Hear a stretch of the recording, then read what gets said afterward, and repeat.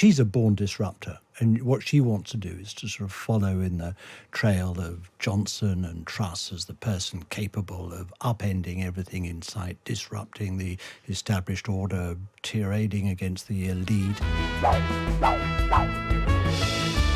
Yeah, here we are again then. Episode 2 of How to Win an Election. The first one obviously went okay. Thanks to all of you who posted comments and things and been in touch. It's been nice. Some of you have been nice. Matt, I noticed that you changed Polly's introduction, yes, but you're proposing throughout the entire series to repeat the fact that I kept losing elections. Well, no, because as will become at the beginning clear, of my own podcast, the one that I'm actually on. We thought it would be a fluid situation, and because today we're going to focus on policy, we thought we'd use Policy Mackenzie.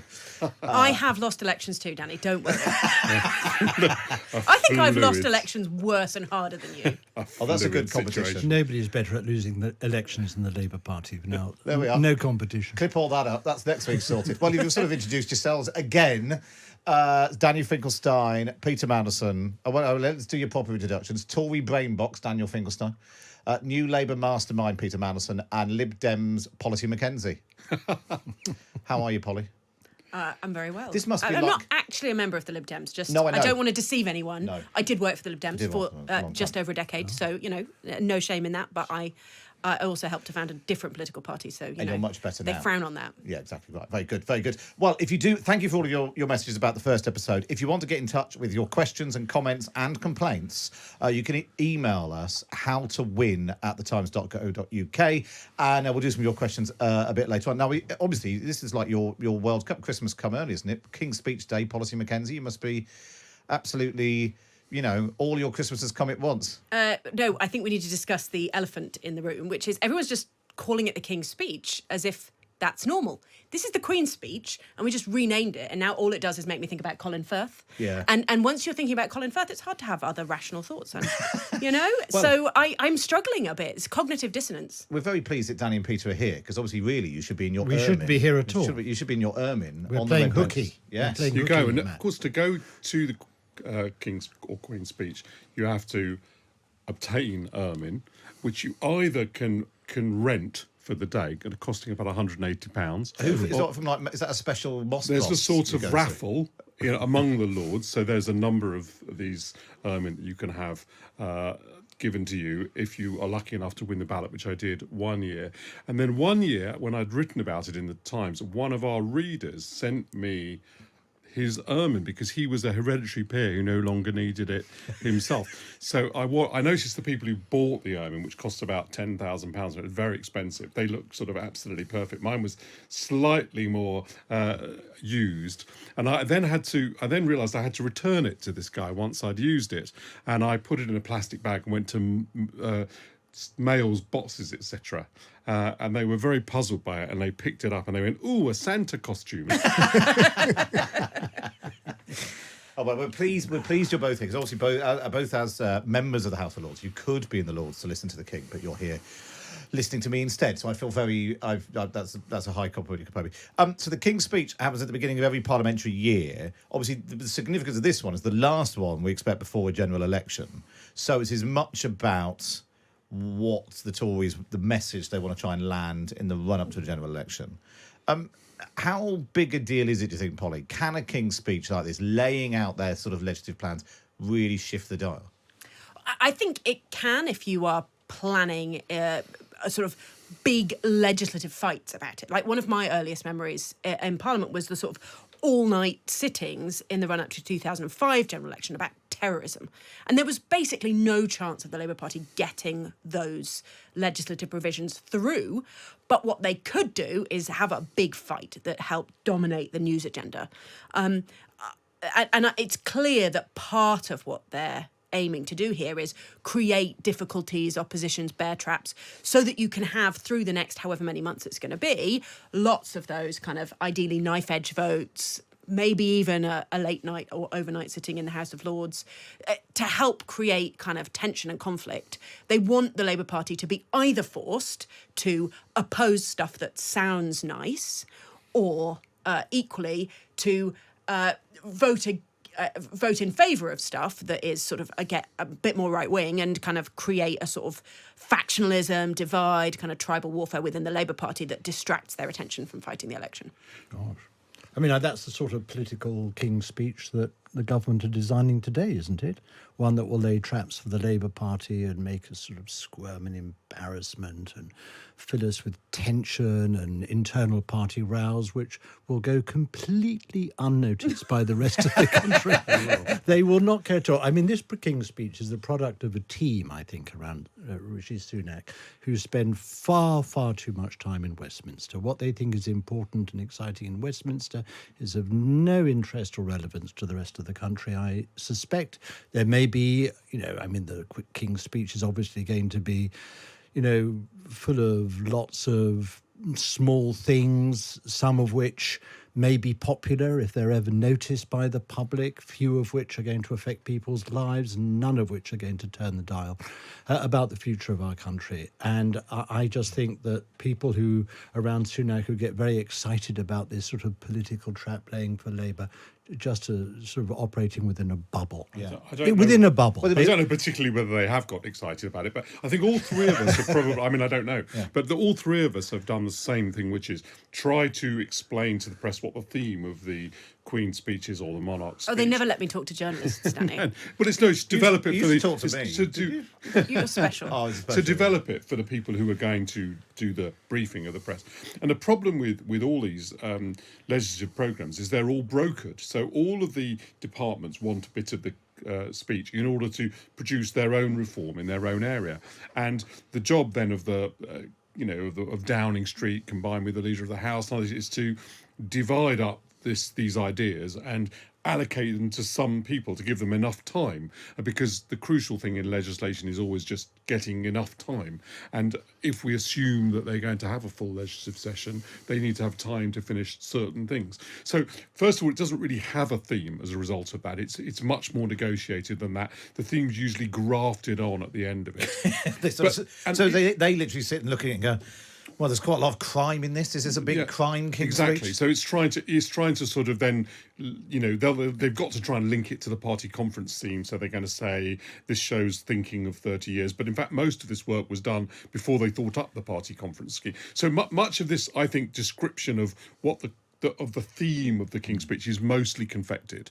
But and I also agree with Peter and Polly that insofar as the public is concerned, these kind of disputes in Westminster, which they definitely will try and provoke, you're right, Polly, will not matter that much. What does matter is what do these pieces of legislation do? The problem with this one is it's a bit late for that. So let's, for example, take a football regulator. They're going to introduce a football regulator.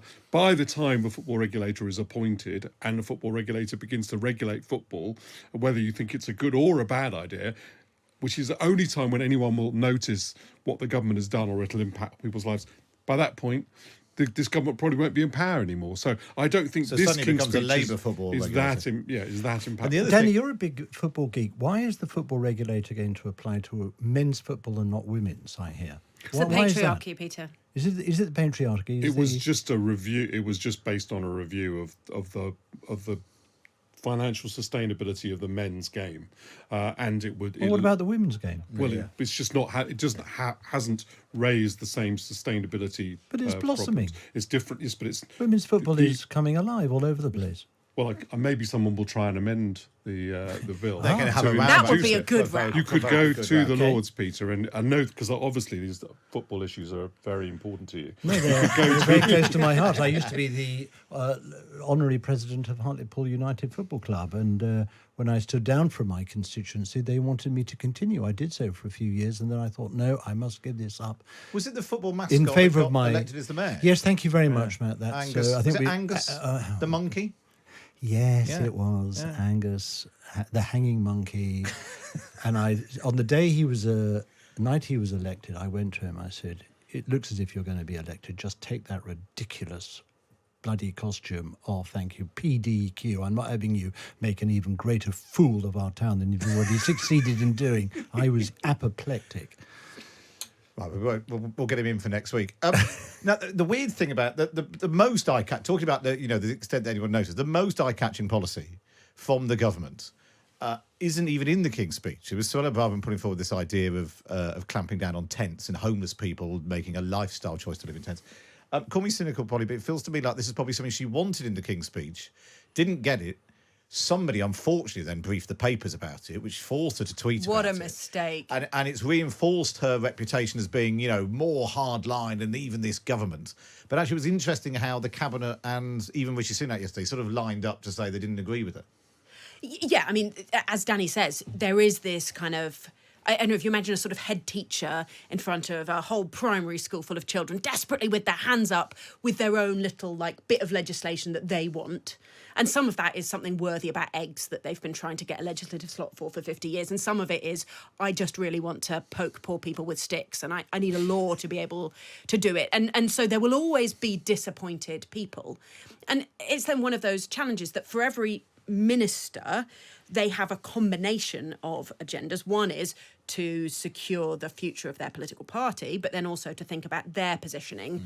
And if we assume that Rishi Sunak is going to lose the next election and that therefore there will be a contest for the next leader, of course, some ministers, and it seems like Suella Braverman is one of them, will be starting to think about how do I differentiate myself? It always strikes me that she's trying to get fired, and it's this sort of slightly depressing game of chicken whereby she says stuff that's kind of, disloyal and off message, and yet nothing ever happens to her. One of the fascinating things that I found when I got into the House of Lords, I don't know if you agree with this, Peter, but is the disconnect between the legislative programme and the political debate that's going on at that time. Often what's in Parliament has gone from the news ages ago and doesn't come back until it doesn't work in 2 or 3 years time. And I do remember during the middle of the Brexit debate, I had to leave a Zoom call that I was on in order to vote in an important division. And the Americans that I was talking to said they understood why I was leaving because, there was all this big Brexit debate going on in the papers that had even reached the United States.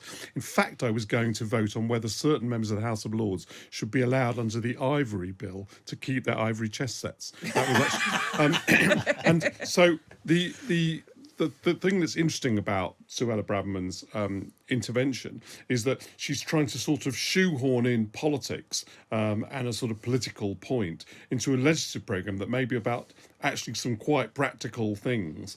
And my own view is that fortunately, what really shifts politics in the end is how those things actually impact on people's lives.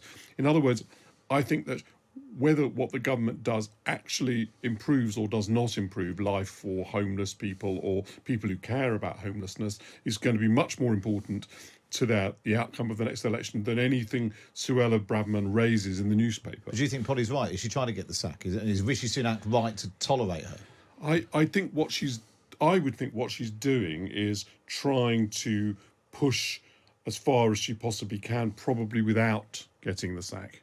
So what I think she wants to do is to, because I think being pushed right outside would probably not be the right strategy for her. What she wants to be is the outrider, and what she wants to be is the right-wing candidate at the next leadership election. Yeah, so what she's, in fact, this is not aimed at Rishi Sunak, who probably wouldn't be there in these circumstances. It's more aimed at Kemi Badenoch and James Cleverly. It's trying to be the right-wing candidate against whoever is the candidate of the mainstream. It's a sort of right-wing one-upmanship that she's going in for. I mean, she's basically everything that Rishi Sunak isn't. I mean, he's a sort of granular, detailed, narrow vision, head down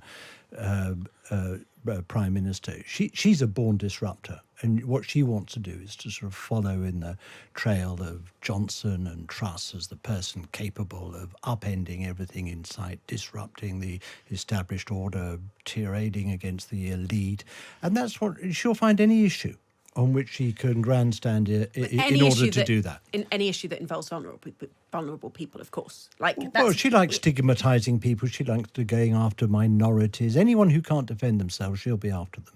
Yeah, exactly. So she's on a crusade against warmth for homeless people. I mean, you must have sat around the cabinet table occasionally with people, with attention seekers, Peter. What would be your advice to the Prime Minister in that situation, do you tolerate her? Do you slap her down? Do you sack her? No, he should have. He should not have appointed her in the first place. He was. But we are where we are. He was only trying to sort of. He was sort of playing the factions of the Conservative Party, and then when he was stronger and had greater authority, he should have got rid of her earlier in the year. He would have known what was coming. He would have known what game she was playing, and he had the chance earlier this year to deal with it, and he ducked it. I mean, these Queen's speeches and sitting around the cabinet, they are funny things. I mean, I had a very odd experience in 1997 when Tony Blair had made some glorious grandstanding speech about freedom of information to some progressive organisation that was presenting Freedom of Information Awards. And to great roars of applause, he committed the government to introducing the most radical freedom of information, transforming the government and everything else. When he actually got into Number 10 and took advice on this, he discovered it really wasn't such a great idea. He then spent the next sort of few weeks trying to weigh up whether he could just ditch the whole thing altogether. He couldn't. He put it into the Queen's speech. Then there was somebody in the Cabinet Office trying to write a white paper about it. And I kept on receiving sort of notes and messages from Number 10 saying, could I please put in memoranda, querying this and challenging that and questioning whether the fundamentals of this white paper were a very good idea. I mean, Blair felt he couldn't oppose it himself, so they sort of went round the back and tried to get me. I was Minister without portfolio at the time. He later described this fabulous piece of legislation as he shook his head when he saw what he had done. The sheer naivety and imbecility of this legislation, Tony Blair described it as, and regretted it ever since. But there we are. If you want to make grandstanding speeches in opposition, you have to live with it when you're in government.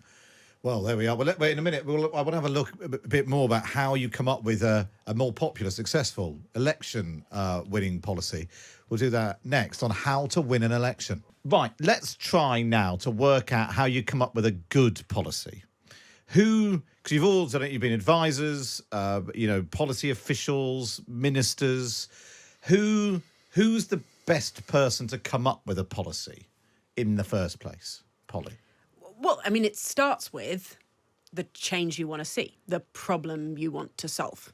If you haven't got an analysis of how you want the country to change or whatever it might be, you're the Shadow Home Secretary, the Home Secretary, how you want the police to change, whatever it might be, well, you get stuck in a very narrow kind of cold sort of political debate about, exactly what sounds good. The best policies are absolutely grounded in what the problem you want to solve is, and ideally that problem is really grounded in what the public want to see for their country. And so it starts with listening, I think. It starts with engaging, and that might be engaging with the public very directly, or, if you're trying to think about the future of the health service, properly spending time talking to doctors and nurses and health service managers. You're then still a really long way from a kind of a slogan, an election-winning thing. But you have to start with the big complicated stuff, and then slowly you kind of hone it down and you think about how can you position this, how can you word it in ways that might work for specific audiences or work in a leaflet. But anyway, you just start with the reality. I agree with Polly, but she's describing, I'm afraid, a rather idealised process of policy making, which in reality is extremely messy and makeshift in my experience. But she's right about, you start with the problems of the country. I mean, you want to be elected. Your offer is your policy if you're a political party. You're not a sort of flower arranging society or a golf club. I mean, you're not offering sport or flowers. You're offering policies. So those are very, very fundamental. But you have to take one step back. And it doesn't begin with the shadow ministers or the ministers. It actually starts with the leader.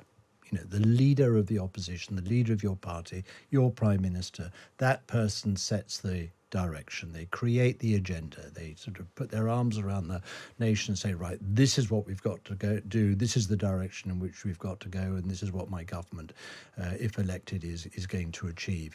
And if you don't have a leader with that sort of vision and that sort of clarity of thinking and that sort of decisiveness, somebody who's able to give people their marching orders and all those others, advisors and officials and people who are then going to supply the content of your policies. If you don't start with that sort of leader, then you're not going to go very far. And we've had sort of reasonably good leaders in the post-war period, both Labour and Conservative. But in my book, the two standout leaders, the two standout prime ministers who really had a sense of what they wanted to do, where they wanted to take the country, how they wanted to lead their parties were, of course, first Thatcher and then Blair. They're the two standout leaders.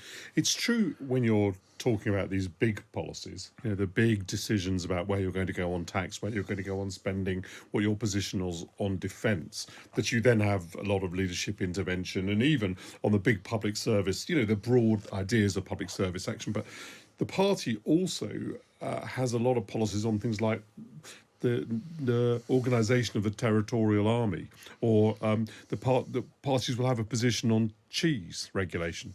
Lots of those are created in Parliament by shadow spokesmen in response to what the other party is doing, trying to create clear distinctions, often wrongly. And then trying to create dividing lines, aren't you, between yourselves and your Exactly. opponents? I mean, one of the things that people think often is that the thing that's worst about politicians is they don't do what they say they're going to do. My alternative theory is that that's one of the one of the things that's worst about politicians is they do what they say they're going to do, and often they've developed this policy in quite a whimsical way. So that's not true of the big policy issues, but there's a huge number of things that count as policy. Now, then when they get into government, oppositions get into government, it's true that some of those things fall away. And the civil service also says, well, actually, Minister, that doesn't work, or that doesn't take into account a lot of reality, because opposition often doesn't know the full reality. But still, oppositions do create policy that ultimately can exist in government, and takes years. I mean, for example, on health, it took Tony Blair ages to develop away from the policy of Frank Dobson had pursued and that had been pursued in opposition, all the way through to... He didn't really get to that until his second term. Exactly. I mean, it's extraordinary. But, I recall what I think Harold Macmillan said, and if he didn't, he He'll get in touch in the usual way. He'll get it in the usual way. He said, calm, cool reflection unties every knot. And that is true. And if one sort of principle of policy making, in my view, is that the Prime Minister is pivotal, the second principle of policy making in my book is you have to have a really good, clear process, quality people, because that principle of rubbish in, rubbish out applies in spades to policies. If you're presiding over a sort of policy-making governmental environment in which there's just chaos the entire time, nobody knows what they're doing, the whole thing is sort of people being pushed from pillar to post and mixed messages coming in and out of number 10, no effective leadership, you are going to have rubbish in, and the policies that come out are going to be equally rubbish. So you need that clarity, that calm, that sort of decisiveness, and then you need proper follow-up. I mean, a lot of these policies are just announceables. By the way, Can I ask about what you think about this? My view is lots of times people criticise the leaders of the opposition for not having very many policies, and I'm actually really in favour of them not having very many policies, because I think, I was the director of policy of the Conservative Party. I think creating policy is very difficult in opposition. The number of people in your entire policy unit is probably smaller than the number of people in charge of fabric regulation in government. So fabric regulation is super important, by the way. Exactly. But so's the whole of policy, and you have fewer. So I just wonder what your feeling is about, Polly and Peter, about the number of policies that ought to be created, whether it should be small. So actually, I mean, even more so with the third party, Polly, would your life have been easier in 2010 going into coalition if you hadn't had such a massive manifesto, a shopping list of policies? It was a really long manifesto. So I think it would have been easier if we had operationally some sort of plan for what we would do in government. And that's what's odd, I think, especially for a third party, but actually huge periods in opposition, you're developing policy and it's policy to win votes, not policy to run the country. And you have to remember that you want to win the election in order to run the country. You don't run the country in order to win elections. And that's what's sometimes missing. The quality of your message, the quality of your kind of policy specifics that you're in the leaflets, on the doorstep, kind of talked about in question time, that should be really limited. But you absolutely have to have a detailed plan for what you want to accomplish, because it's difficult, it's complicated, it takes a lot of follow-up, and otherwise you don't figure it out for 5 years. Policies make policy. So you just call me policy. Policy. See? People do it. Policy is making very, very good points. And that is that policy has to perform so many Ps at 3 different levels.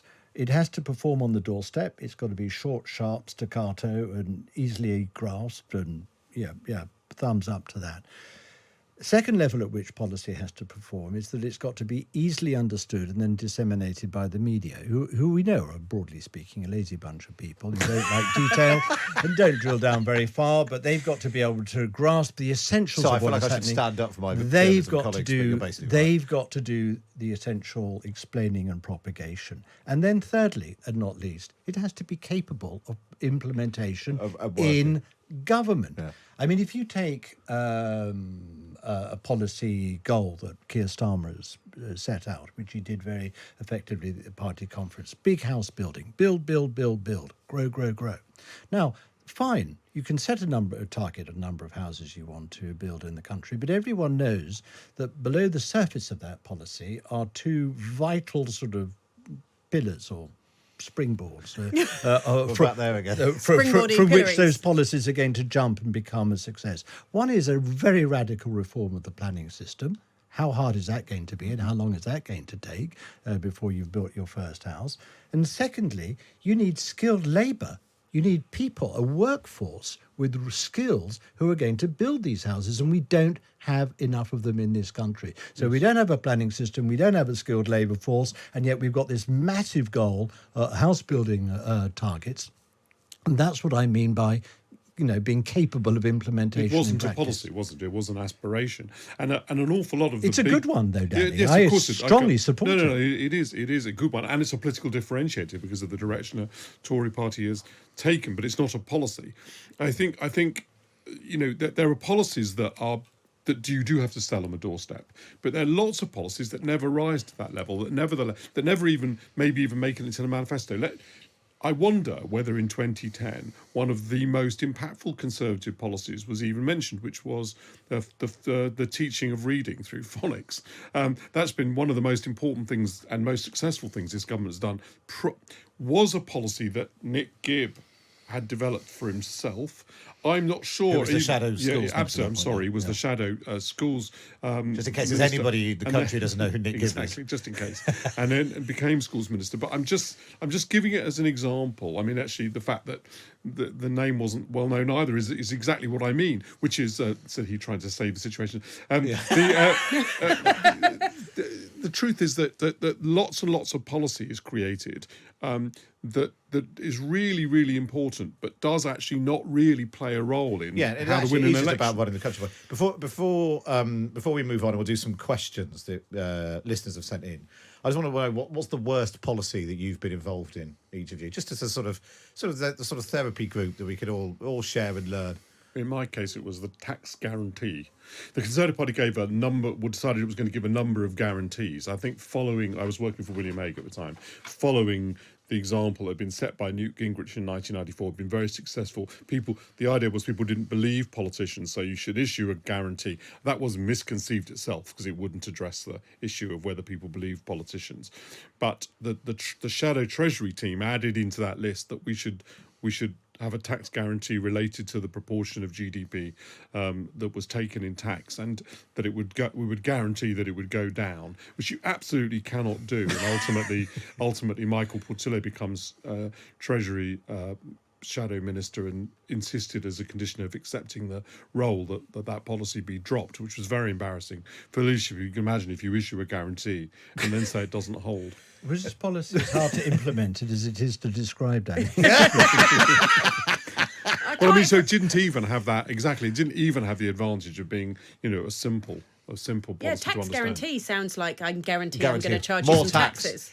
So for me, it's the pensions triple lock, which really, I think, starts with Thatcher breaking the link between earnings and pensions, and the Lib Dems, well, their predecessors, sort of started to campaign against that.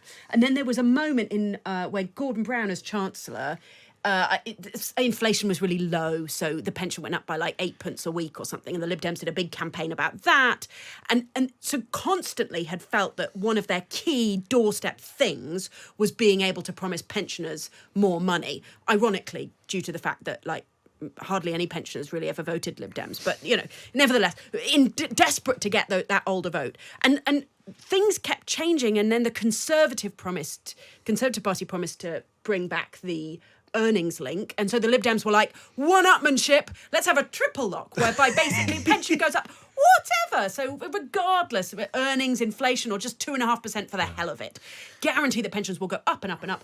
And then of course we accidentally got into government. The Conservatives were like, oh, all right, then let's do that, and ended up as government policy, and they can't seem to get off it, And it's who's going to costing have the courage billions now to... and billions. Well, somebody who thinks that young people are more important than old people. I don't know who that is. Or just as important. But I'm Peter, your worst I'm policy? afraid the policy I'm sort of most sheepish about is indeed HS2.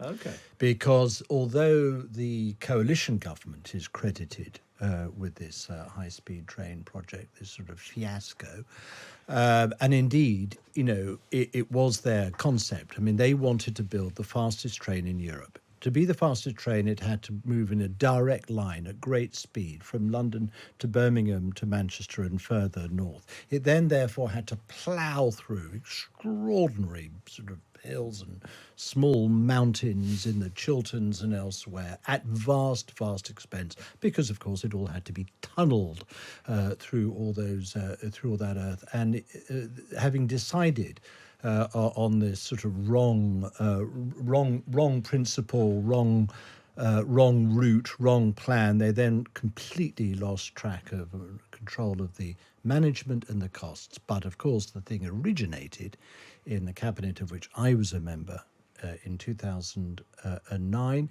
And we were coming out of the global financial crisis, and we wanted to build back better, and we wanted to show what Britain was capable of doing, and we alighted on this big trophy project. It really was a triumph of politics over economics, and it has, of course, resulted in a half-built white elephant. Have you noticed the skill of Peter? Just want you to understand the skill of Peter Mandelson and how we are in the presence of greatness. He's just managed to define his greatest mistake as being the fault of the Tories. No, but he missed out. It was fantastic. But actually, it was can all only David watch in Cameron's awe. fault.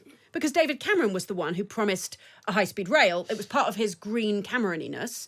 He went to visit high-speed railways. He It's said, true. why is the Labour Party Gordon expanding Brown airports? did not want David Cameron to have this trophy projects. And so when David and George came back, I think, from Japan and trumpeted this great sort of discovery of high-speed rail, he said, right, if they're having it, we got to have it too. It's genius. It's genius. Amazing. I'm just I mean, pointing out. I'm afraid your mistake. it but the goes fault of back David even Cameron. further, this Tory fault. I mean, God, if only they hadn't been invented in the first place, we wouldn't be in the state we're in. Yeah, Peel's. I think it's the fault of Peel, or maybe Disraeli. No, further back. We further can back. just thank ourselves ago. We've got through another conversation like that, and we haven't mentioned tuition fees, Polly. So that's really good. Well, that's because tuition fees, in fact, had no impact on the widening participation agenda. More and more people carried on going to university, more and more people from disadvantaged backgrounds. What changed was post-2015 when the Conservatives decided to abolish maintenance grants, because it's actually living costs during university that keep people away from university, not the idea of paying a bit back once you're successful, But it was which a pretty actually good- most people are on board with. Well, we'll have to leave that there. I'm sure we will return at some point to the wisdom of sign. I think a thing on signing things, contracts with the nation, and all that. There's definitely something to pursue in that in the future on how to win an election.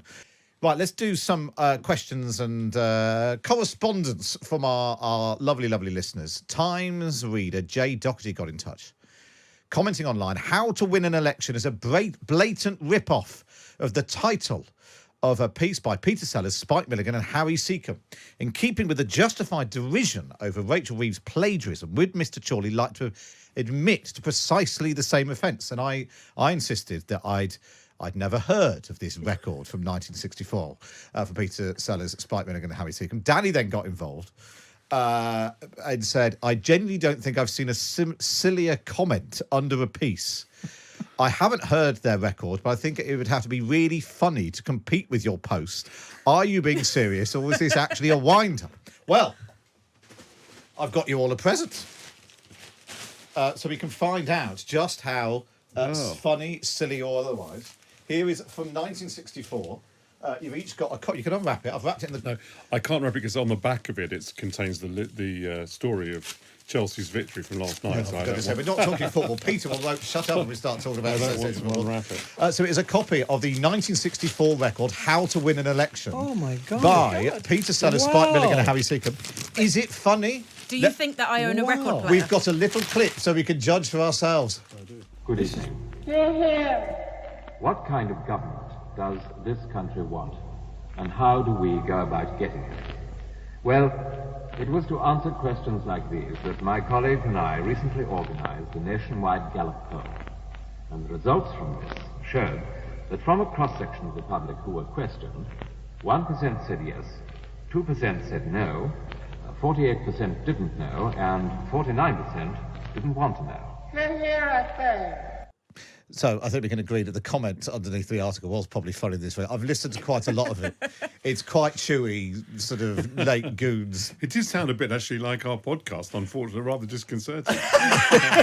Me just reading out random polling numbers that nobody understands. So there we are, you can take that home and enjoy that. Thank you very much for the present. Very good. Then we've had a question from Peter. Peter says, a question for the three amigos.